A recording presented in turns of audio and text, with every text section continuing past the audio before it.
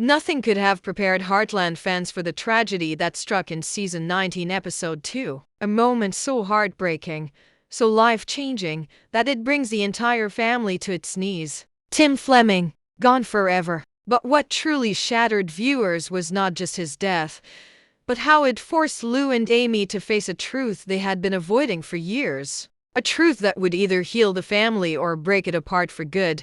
It begins on a quiet morning at Heartland Ranch. The kind where the mountains glow under a pale sunrise and the horses move slow in the pasture. Life seems normal, peaceful. Amy is in the barn brushing Spartan, lost in thought. Lou is at the kitchen table, already buried in her laptop and phone, trying to juggle work and family as always. Everything seems routine. But sometimes tragedy does not warn you before it strikes. Sometimes it walks in silence.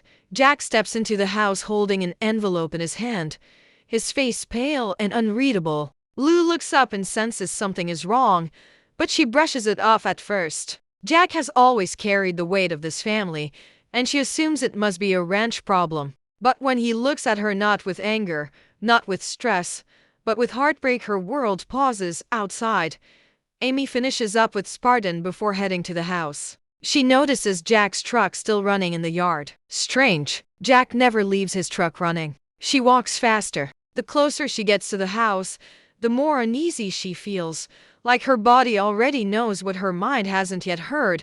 When Amy steps inside, she finds Lou sitting motionless at the table. Her hands are shaking. Jack stands behind her, eyes full of grief. The envelope is open, and a folded letter lies on the table. At first, no one speaks. Time stretches thin, heavy, like a held breath. Amy looks from Jack to Lou, waiting, fearing. "It's Tim," Jack finally says, voice quiet. Amy feels a rush of cold wash through her. "What happened?" Jack swallows, forcing the words out. "There was an accident. A rodeo training camp in Montana. His horse threw him. They tried to save him." Amy shakes her head, not believing. She waits for the rest, the part where Jack says Tim is hurt but alive, the part where she can breathe again. But that part never comes. "He didn't make it," Jack says. The room collapses into silence deeper than words, sharper than screams. Lou lowers her face in her hands and breaks. Amy grabs the back of a chair to steady herself. It feels unreal. Tim wasn't supposed to die. Not like this. Not now. Memories rush through her mind. Tim teaching her to ride, Tim arguing with Jack, Tim trying and failing to be a better father, but always coming back to try again. He was stubborn. He was flawed. But he was her dad. Amy's voice cracks. No. He was getting better. He was changing. Lou lifts her head and meets Amy's eyes. Her tears are angry, not just sad. "He promised me he would slow down. He promised he would be careful." Amy steps back, struggling to breathe. Nothing about this makes sense. There were still so many things left unsaid, so many wounds unhealed, so many chances stolen by fate, and just like that, the heart of Heartland goes silent. Grief does not come in calm waves. It crashes without warning. As the news of Tim's death spreads, every corner of Heartland begins to feel heavier. The ranch, once full of life, now moves in slow motion. Even the horses seem to sense something has changed. The day after the news, Lou takes control, like she always does. When life falls apart, she builds order. She makes phone calls. She contacts funeral homes. She begins writing an obituary. She tries to hold herself together by planning every detail. It is her way of coping, structure over sorrow. But inside, she is breaking. Every time she says Tim's name to someone on the phone, her voice shakes. Amy, on the other hand, disappears into the barn. She keeps herself busy with the horses, fixing things that do not need fixing, brushing coats that are already clean. She does not cry. Not yet. She is holding everything in, as if tears would make this too real. Her silence worries Jack, but he lets her be for now. People grieve in their own ways. Later that afternoon, Lou finds Amy in the barn. Dust hangs in the air like a soft fog, and the smell of hay feels strangely comforting. But Lou is not here for comfort. "We need to choose a casket," Lou says quietly. Amy freezes. That word cuts deep. Casket. She turns slowly. eyes tired and red though no tears fall. Already? We don't have time to wait, Lou replies, forcing calm. The funeral director needs an answer today. Amy shakes her head. I can't think about that yet. Lou's voice sharpens. We don't have a choice. People are coming. There are arrangements, travel, paperwork. Amy snaps. He just died, Lou. He just died. And all you care about is planning? Lou steps back like she has been struck. What do you want me to do? Fall apart? Someone has to take care of this. Maybe we should take a moment to breathe. Amy fires back. Lou's frustration boils over. Life doesn't stop because we're hurting, and maybe it should. Amy shouts, voice shaking now. Maybe for him. It should. The words echo in the barn. Both sisters go quiet. Amy looks away, hands trembling. Lou looks at her with cold eyes and hurt in her expression, not because of what Amy said, but because she knows Amy is speaking from pain she does not know how to express. Jack walks in just in time to feel the tension. He stops near the doorway, watching them, choosing his words carefully. You two need each other right now, he says, voice steady. Don't make this harder than it already is. But grief is cruel. It twists love into anger, and sadness into blame. Amy wipes her hands on her jeans and turns away. Lou crosses her arms, holding in tears she refuses to show. Jack steps forward, trying to bridge the gap between them. This isn't about arrangements, he says softly. This is about saying goodbye. And the truth is, none of us are ready. His words land heavy. Lou lowers her head. Amy finally speaks again, voice quiet. He wasn't supposed to go yet. He was fixing things. He was trying. Jack nods. Then honor that. Show up for him. Both of you. For a long moment. No one moves. Then Amy exhales slowly. She picks up her coat. Fine, I'll go to town. We'll pick the casket together. Lou nods once. Not forgiveness. Not peace. Just a fragile truce. As they walk out of the barn, Jack watches them go with worried eyes. He knows this funeral is not just about Tim. It will force open old wounds. It will test this family like never before. And if they are not careful, they may lose more than just Tim. They might lose each other. The day of the funeral arrives cold and still, as if even the wind is holding its breath. A low gray sky hangs above the foothills, and a thin layer of frost lies over the fields near Heartland. Everything feels frozen in time, quiet, heavy. The service is held at a small country chapel just outside Hudson. It is simple, the way Tim would have wanted. No polished glamour, no big display, just family, friends, and the sound of horses snorting in the distance. Outside, trucks and trailers line the dirt road. Cowboys who once rode alongside Tim stand near the fence, hats in hand, faces carved in silence. Inside the chapel, the air is thick with grief. A dark wooden casket rests at the front, draped with Tim's old rodeo jacket. His saddle sits beside it, worn and dusty from years of use. Amy cannot look at it for long. The saddle reminds her too much of him, his stubborn pride, his fearless spirit, the way he could never walk away from a challenge. Lou sits in the front row holding Katie's hand. Her face is pale and tired, but she keeps her chin lifted. She believes she must be strong for the family, even if the weight of it feels too heavy to carry. Amy sits beside her, hands clenched tightly together. She has barely spoken since they arrived. The silence between her and Lou still lingers, unspoken but sharp. Jack steps up to the podium to speak first. His voice carries through the chapel like gravel over stone, rough, honest, and full of history. Tim wasn't perfect, he begins. He didn't always make the right choices. Sometimes he made things harder than they needed to be.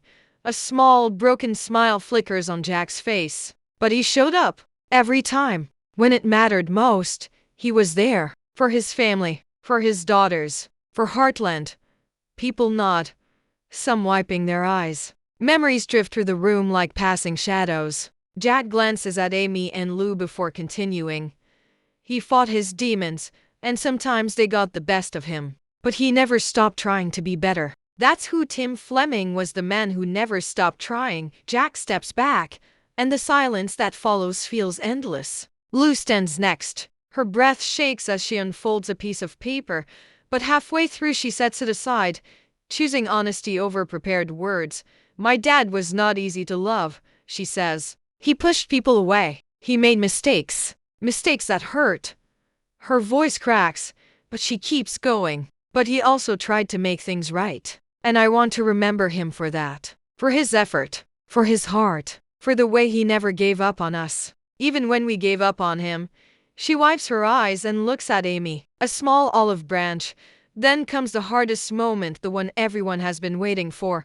But no one is ready to hear. Amy rises slowly and walks to the front. She stands there for a moment, her eyes on the casket. When she begins to speak, her voice is soft, almost breaking. My dad taught me to ride. He taught me how to be brave. He taught me that falling isn't the end. It's just another chance to get back up.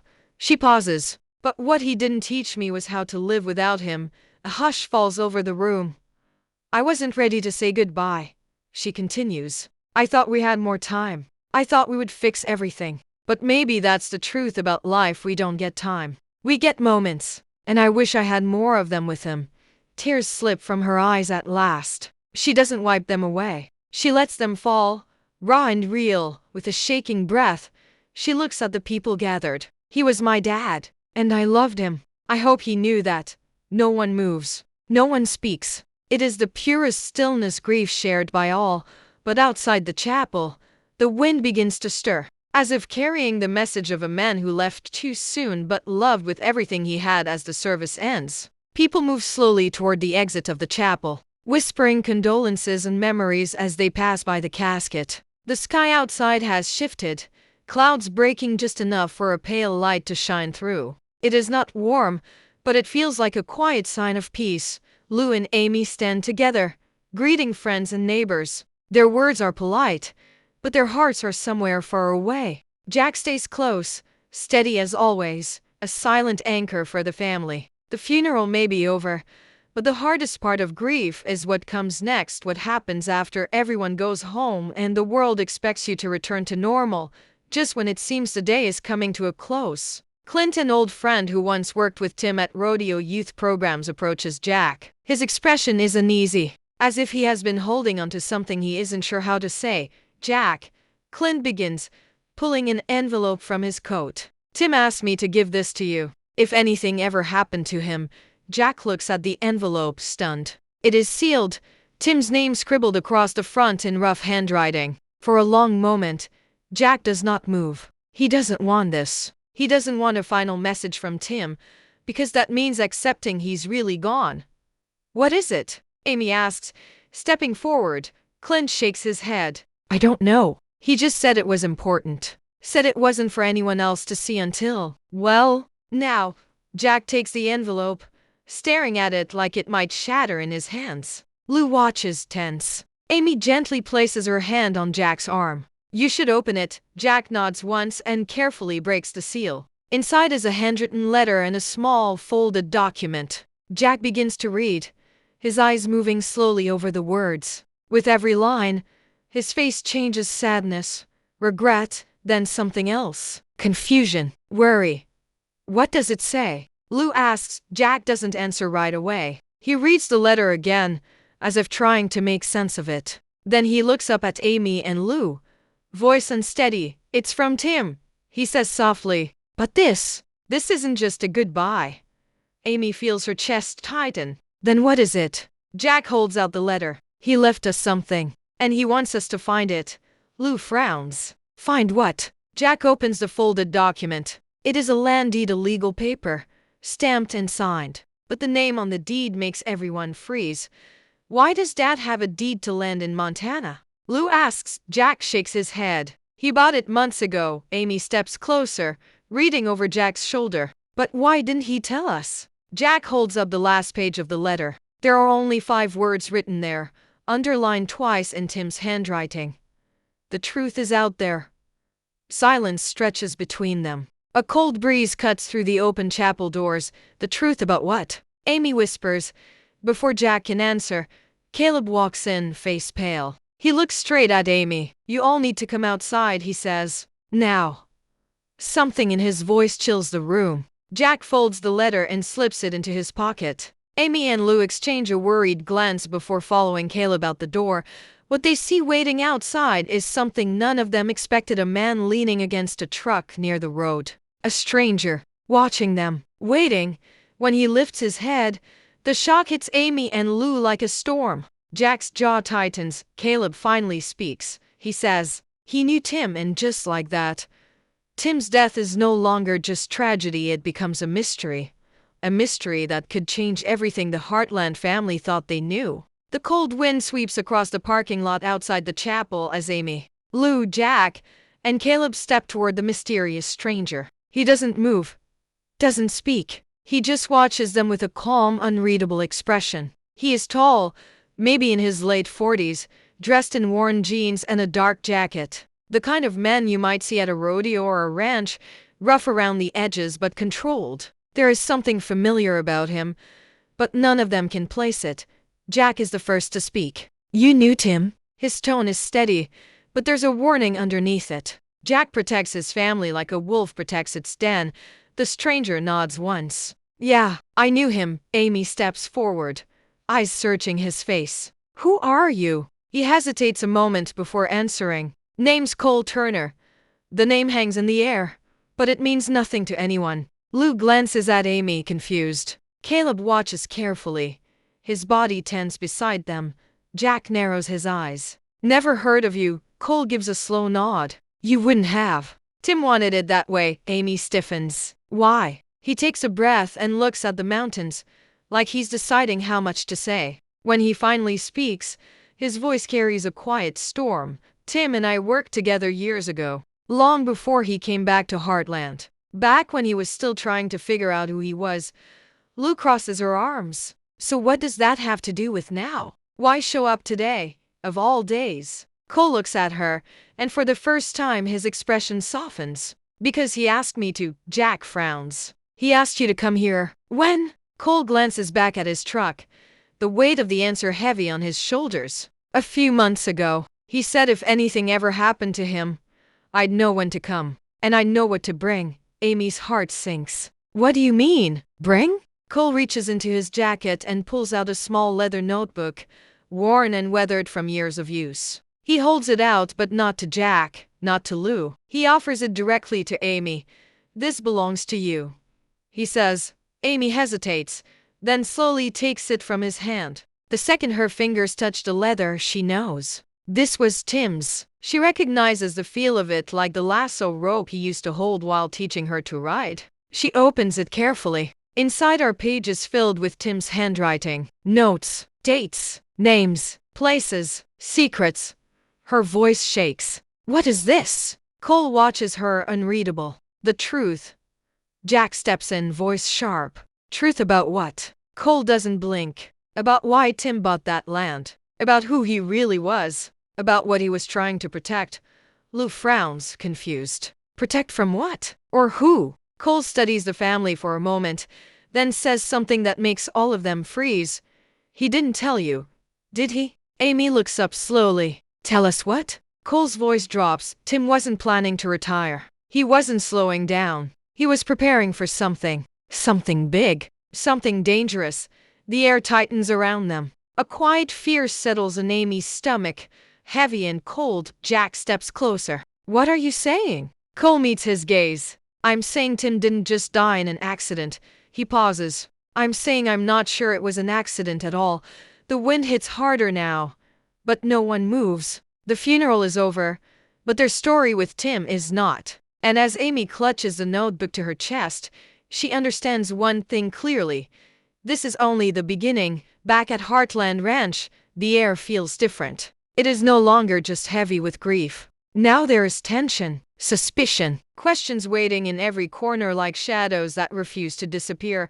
Amy sits alone in the loft above the barn, holding the notebook Cole gave her. She has been staring at it for nearly an hour, afraid to open it. Her hands are cold, her mind racing. Why did her dad keep something like this from her? What was he involved in? What was he trying to protect? Outside, the wind rattles the barn doors. Night has fallen over the ranch, and only a single lamp lights the loft. It feels like she is standing on the edge of something she cannot see yet, but can feel. Something big. Finally, she takes a breath and opens the notebook. The first page is simple. It isn't a journal entry or a list. It is just one line written in Tim's rough handwriting. If you're reading this, it means I ran out of time. Amy's chest tightens. She turns the page. The next section is a mix of short messages, thoughts, regrets, fragments of a man who never shared enough of himself. I should have told you the truth sooner. This isn't about me. It's about keeping my family safe. Trust Jack. He'll know what to do. She flips through more pages. Some are filled with names people she doesn't recognize. Some are scribbled with directions, dates, phone numbers. Then she sees something that makes her stop. Montana safe site. 14 Ridge Creek Road. Safe site? Safe from what? Her heartbeat quickens. She glances toward the barn window, half expecting someone to be watching her. Everything about this feels wrong. This doesn't sound like the Tim she knew. This sounds like someone preparing for a fight. The next page is torn, edges ripped. Only part of the message remains. If anything happens to me, don't. The rest is missing. Amy flips faster now. Near the middle of the notebook, she finds a page that shocks her. A photo. It is old and faded, tucked between the pages. The picture shows Tim standing next to a younger version of Cole Turner. They are on a dusty ranch somewhere, wearing cowboy hats and smiling like brothers. But that isn't what grabs Amy's attention.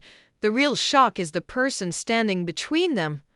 A girl not much older than 15. Brown hair tied back, a horse behind her. She doesn't look familiar, but the caption under the photo sends a chill down Amy's spine.